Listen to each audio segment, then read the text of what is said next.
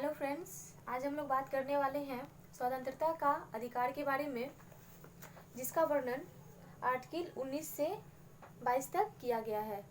तो पहला है हमारा आर्टिकल 19 के बारे में। इसमें क्या कहा गया है? वाक एवं अभिव्यक्ति की स्वतंत्रता। इसमें नागरिकों को कुल 6 अधिकार दिए गए हैं। तो बारी बारी से हम सभी पे डिस्कस करते हैं। पहला क्या है? वाक एवं अभिव्यक्ति की स्वतंत्रता। इसका मतलब क्या होता है कि हम प्रत्येक नागरिक अपना मत व्यक्त करने, प्रेस की स्वतंत्रता, ठीक है, विज्ञापन की स्वतंत्रता इत्यादि इसमें शामिल है। अब हम बात करते हैं शांतिपूर्वक और निरायुध सम्मेलन का अधिकार। इसमें नागरिक को बिना हथियार के संगठित होने का अधिकार है। इसमें क्या है कि नागरिकों को बिना हथियार के एक जगह संगठित होने का अधिकार है। तीसरा है मेरा संगम या संघ या सहकारी समिति बनाने का अधिकार। इसका मतलब क्या हुआ कि सभी नागरिक संगम, सभा, संघ या सहकारी समिति बना सकता है। अब यहाँ पे हम बात करते हैं सहकारी समिति के बारे में।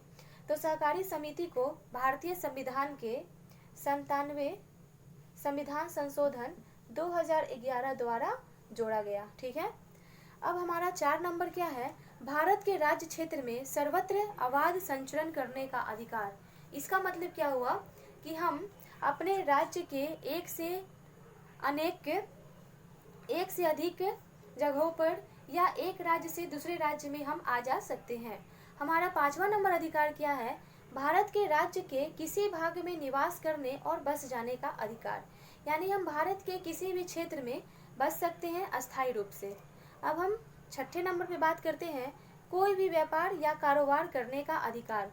हम कोई भी व्यापार या कारोबार कर सकते हैं, ठीक है।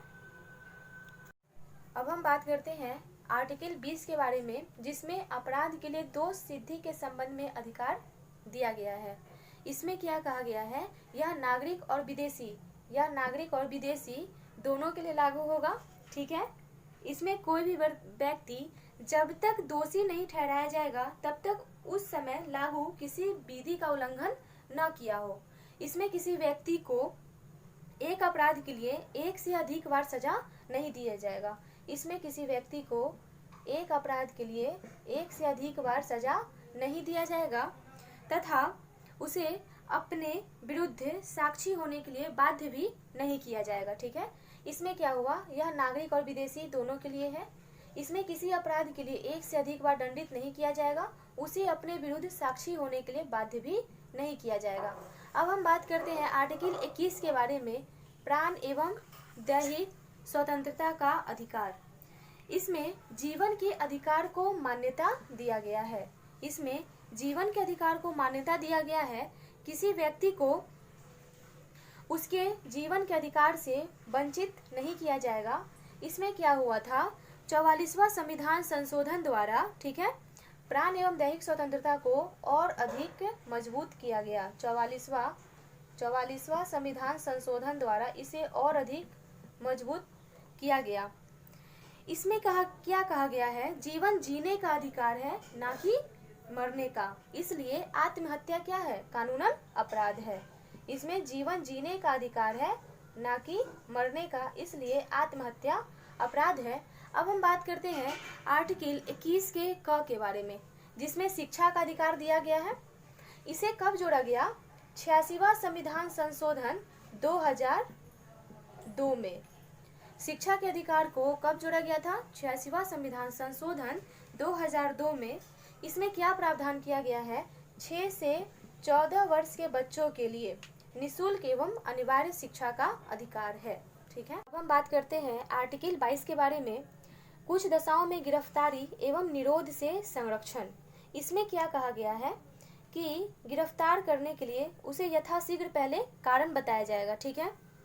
इसमें बिना कारण बताए गिरफ्तार नहीं किया जा सकता है। अब हम बात करते हैं निरोध से संरक्षण। इसका मतलब क्या होता है कि व्यक्ति को अपराध के पूर्व ही गिरफ्तार किया जा सकता है। निरोध से संरक्षण का मतलब है इसमें व्यक्ति को अपराध से पूर्व गिरफ्तार किया जा सकता है। इसका उद्देश्य है कि किसी अपराध को किए जाने से पूर्व ही रोका जाए, निवारक निरोध का इसका मतलब है व्यक्ति को अपराध के पूर्व ही गिरफ्तार किया जा सकता है। ठीक है, अब हम बात करते हैं शोषण के विरुद्ध अधिकार। शोषण के विरुद्ध अधिकार जिसका चर्चा भारतीय संविधान के अनुच्छेद 23 एवं 24 में किया गया है। ठीक है, तो हम बात करते हैं अनुच्छेद 23 का, मानव दुर्व्यापार एवं बलात्श्रम का प्रतिषेध। इसमें क्या कहा गया है? मानव दुर्व्यापार, बेगार और इसी प्रकार के अन्य बलात्श्रम के प्रकारों पर प्रतिबंध लगाता है। मानव दुर्व्यापार में क्या क्या है? यह महिलाओं और बच्चों के अनैतिक दुर्व्यापार एवं पुरुष, महिला एवं बच्चों के खरीद बिक्री इत्यादि भी इसमें शामिल है। ठीक है, और हम यहाँ पे बेगार से क्या समझ सकते हैं? बिना परिश्रम के कार्य करवाना। बेगार का मतलब होता है बिना परिश्रम के कार्य करवाना। इस अनुच्छेद में बेगार, बलात्श्रम जैसे बंधुआ मजदूरी पर भी रोक लगाता है। बलात्श्रम का क्या मतलब होता है? किसी व्यक्ति के इच्छा के विरुद्ध काम करवाना।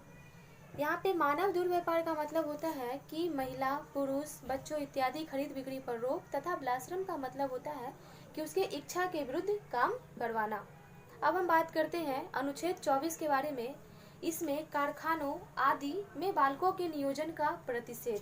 कारखानों आदि में बालकों के नियोजन का प्रतिषेध, इसका मतलब क्या है कि 14 वर्ष से कम उम्र के बच्चों को हम कारखानों, खानों, फैक्ट्री इत्यादि में हम नहीं रख सकते हैं।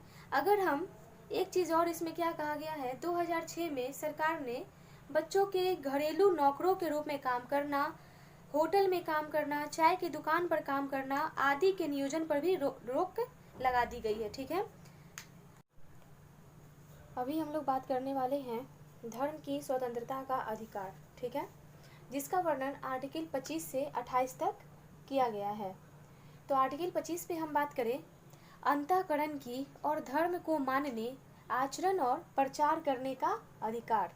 ठीक है, इसका मतलब क्या हुआ? भगवान को मानना, धार्मिक विश्वास, धार्मिक पूजा, परंपरा, समारोह की घोषणा, ठीक है, बिना किसी भय के करना। यानी हम भगवान को मानना, अपनी आस्था जाहिर करना, धार्मिक परंपरा, समारोह का घोषणा बिना किसी भय के करना, अपने धर्म का प्रसार करना का भी इसमें शामिल है। ठीक है, लेकिन जबरदस्ती हम किसी का धर्मांतरण अगर करते हैं तो यह एक दंडनीय अपराध होगा। अब हम इसमें देखते हैं नोट में क्या दिया गया है, कृपान धारण करना सिख के धर्म मानने का अंग होगा। ये भी किसके तहत आएगा? आर्टिकल 25 के तहत। अब हम बात करते हैं 26 पे, धार्मिक कार्यों के प्रबंधन का अधिकार। इसमें क्या कहा गया है? धार्मिक प्रयोजन के लिए, ठीक है, धार्मिक प्रयोजन के लिए संस्थाओं की स्थापना और उसका प्रबंधन करने का अधिकार। धार्मिक कार्य के लिए हम संस्था का स्थापना भी कर सकते हैं और उसका प्रबंधन भी कर सकते हैं। यह आर्टिकल 26 के तहत आएगा। अब हम बात करते हैं 27 पे, धर्म की अभिवृद्धि के लिए करों के बारे में स्वतंत्रता। धर्म की अभिवृद्धि के बारे में करों के बारे में क्या कहा गया है? इसके तहत कोई भी व्यक्ति कर या चंदा देने के लिए बाध्य नहीं होगा। ठीक है, जो किसी विशिष्ट धर्म के अभिवृद्धि या प्रचार में लगाया जाए तो, यानी कोई भी व्यक्ति कर या चंदा देने के लिए बाध्य नहीं होगा अगर वह चंदा किसी विशिष्ट धर्म के प्रचार के लिए लगाया जाए। अब हम बात करते हैं आर्टिकल 28 के बारे में, धार्मिक शिक्षा में उपस्थित होने की स्वतंत्रता। धार्मिक शिक्षा में उपस्थित होने की स्वतंत्रता। इसमें क्या कहा गया है?